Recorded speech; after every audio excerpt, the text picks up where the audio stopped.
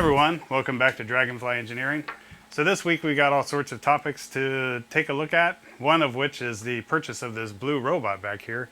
This is an internet deal that I did, and as with most equipment purchases that you do over the internet, it's best to go in person and inspect the equipment, no matter what it is, a mill, a lathe, a molding machine, or in this case a robot, to make sure it actually works. So I'm going to show you the process that I went through to drive up to the North Bay of the San Francisco Bay Area and take a look at the robot and purchase it and bring it back. And I actually stopped at the Golden Gate Bridge at the base where Fort Point is, which is like a Civil War era cannon battery, basically just a fort with, I don't know, maybe 50 cannons sticking out of it, as well as taking a look at some of the bunker emplacements along the coast. And then we're going to bring the robot back, and then my wife and I, April, she's going to write a conversion code from G-code that usually is written for a CNC mill. We're going to convert that code into KUKA code so that we can, one, test this robot further to make sure there's no additional problems, even after I did a field test, and to start figuring out how we're going to teach Big Yellow next door how to drill all the holes in a I-beam. So stay tuned and enjoy the trip up to the North Bay of San Francisco and a little bit of coding and robot action when we get back. Hi folks, well I made it to the cellar of this robot here. I'm in the North Bay, north of San Francisco. It's actually a hot sunny day out, which is really weird for this area.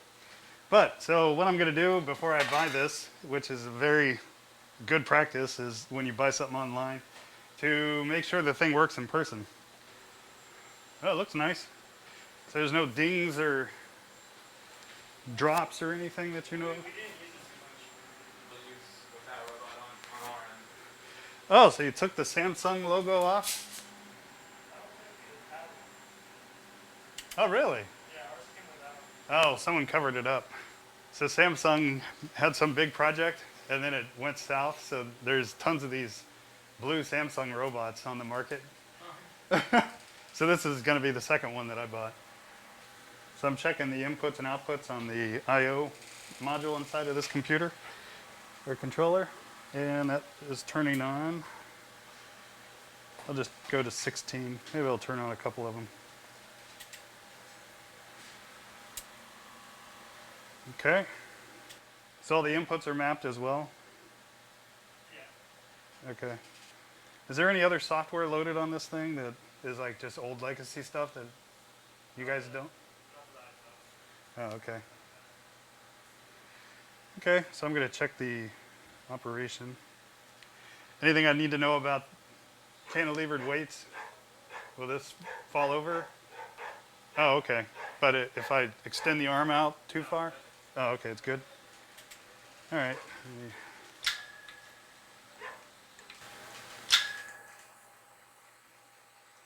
So here I'm just listening for sounds in the different axes of the robot. And this is in world coordinate mode.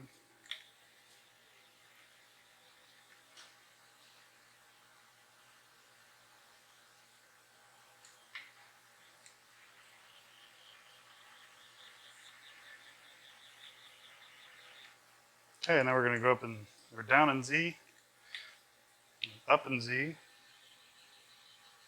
And I'm in teach mode right now, so it's reasonably safe, as long as I keep my finger on the panic button.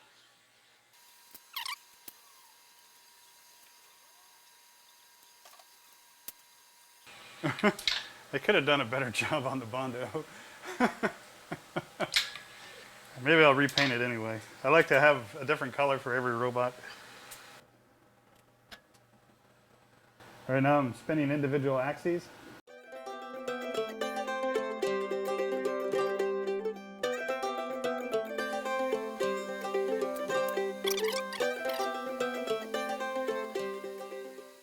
Okay, it backs out and we're good. Okay, well I think we are good to go. So what stuff comes with it? The controller, the robot, the control box, any of this extra, like this breakout board, is that yours? Oh, I don't need those. I got so many of those. Okay. Actually, do you want some? Yeah, let's get, no, we don't get rid of it. Yeah, we're gonna make you take that. Oh, okay. But yeah, I mean, I'm going to integrate it all anyway. It's just nice to plug it in if I'm debugging something. Any idea where the home position is on this? The home down the front. Oh, okay. Well, we'll see where it is. All right, so it went to the home position, which is just a 90-degree angle, and now it is executing in teach mode. Going to the first point that I programmed.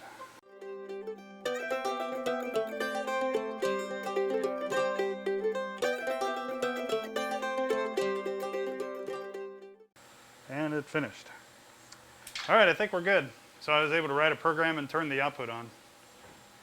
All right, well, so I'm going to get the box and figure out the shipping position. I think there's a sticker that says, yeah, the axes. And I'll configure this for us to unbolt it. Okay. And if you guys can give me a hand to get it into the box.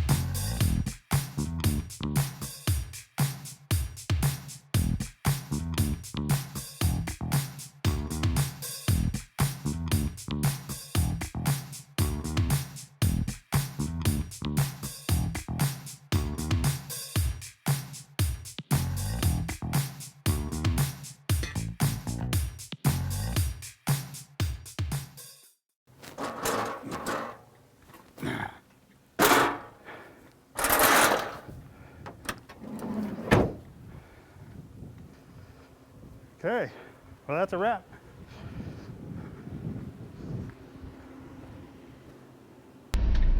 All right, and that's that. So the robot worked. I was able to write a simple program and it executed it, and it was able to move in a straight line, and all the accessories were there.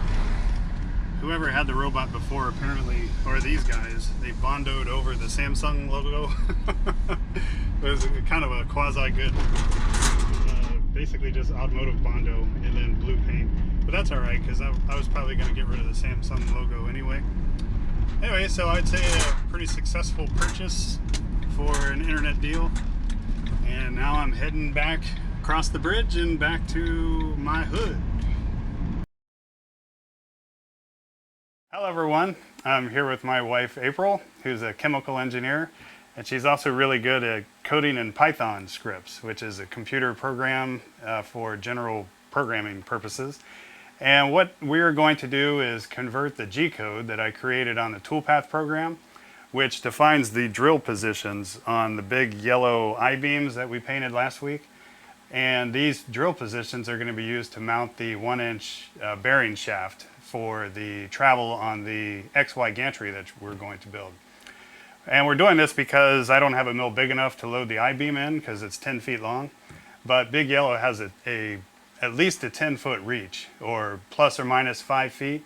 So what we're going to do is place the I-beam in front of Big Yellow and teach Big Yellow the corner and the direction that the I-beam is sitting on the floor. And then we are going to convert the, and then I'm going to write the drill pattern in the G code editor for the toolpath generation.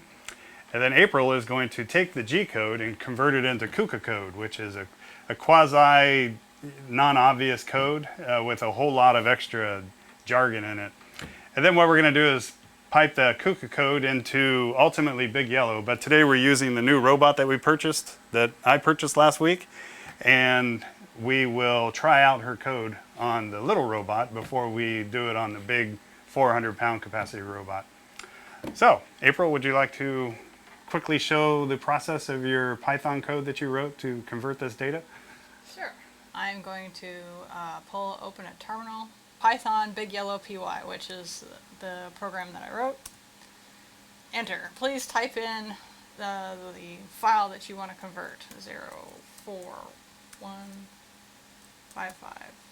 Okay, so computer goes and finds the NC type file, A is currently set to 134.5. If you want to change it, please change it. We're going to say 90. And A is the three angles on the head of the robot, which define its angular position. All right, B is already set to 1.36, but we're going to set it to 90. The program is asking me to confirm to make sure I didn't mistype something. C is 179. We're going to put in 90. And you wrote in all these commands and questions to Yep, correctly construct the KUKA code? correct. Ah, cool. And S is set to 2, just the speed. We're going to keep it that way. So the program just took in a bunch of data from the NC and is digesting it. And I put little holds so that I could check to make sure that And that's the G code data? correct. Okay. It's taking in the G code, it's digesting it, and the flash on the screen just kind of shows me that it's digesting it properly. So that looks good. That looks good. Looks good. Okay, it checked out how many lines of code there was. And done. So now whenever it says done, we have generated a DAT and SRC type file. I'm just going to open this up for you guys. And a SRC file is the program that the KUKA robot uses to run the instructions, and the DAT file is basically just position information. Is that right?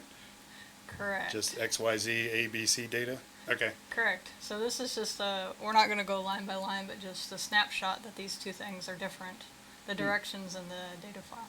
Cool. Okay, so now we're going to rename them, and we're going to put them back on the thumb drive for use. Now, the interesting thing is that you've got to go to Get Info to make sure that it converts to SRC and not text file. Okay, yes. Use SRC. Now we are set. I'm going to put that back on the We'll drive. copy that onto the thumb drive to load into the KUKA robot. Correct. First, I Nice. want to delete off our old one so we don't get confused. And we're going to put on the new punch test to give it a try. All right, Dave, you are good to go. Okay, I'm up. Okay, so I'm going to load this program into the robot, and then we will try it out over here and see what happens.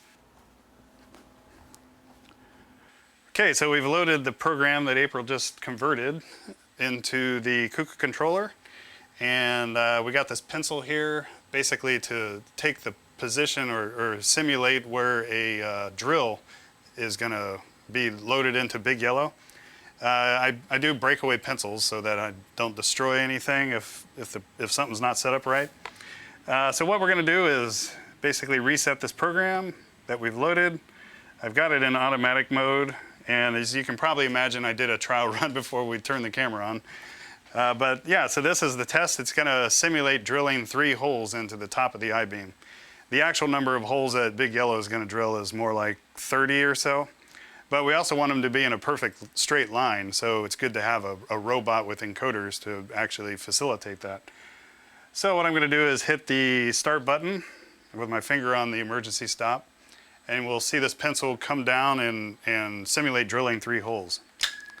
So that is the beginning. It went to the start of its path, that click you heard, and now we're going to have it execute. Our dog Sierra isn't quite sure about these robots.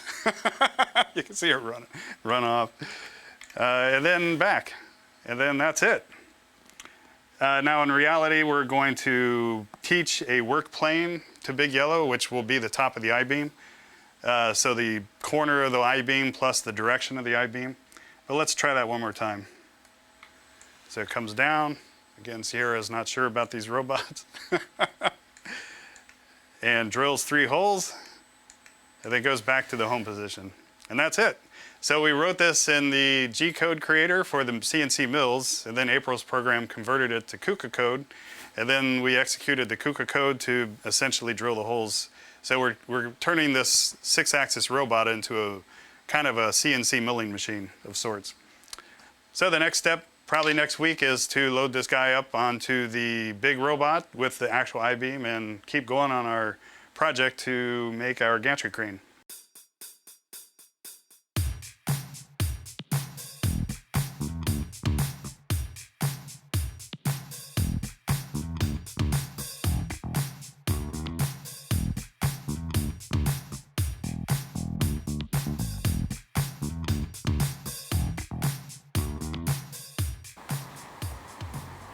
Way out there in the distance is Alcatraz Island.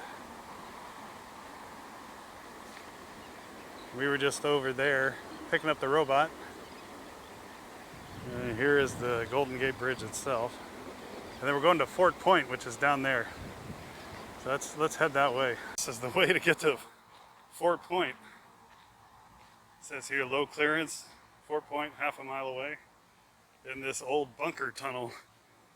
So the whole coast of California has old World War II bunker and gun encampments. And this is probably part of an old coastal defense. So they'd have big gun batteries along the coast. I don't even see what's in there. Let's see what we see. See how good this camera is. So this is part of an old gun battery, I think. Maybe magazine storage. But there's ruins of big World War II cannons all the way along the coast here. So yeah.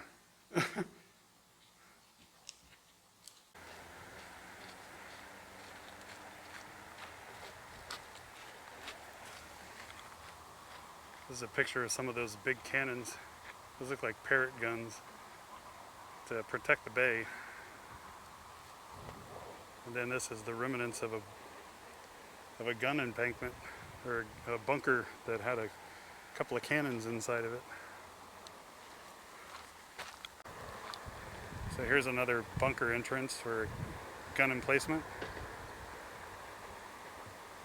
The whole entrance to the bay is just covered with all these old gun emplacements of various vintages. Another nice view of the bay, the bridges, or the bridge.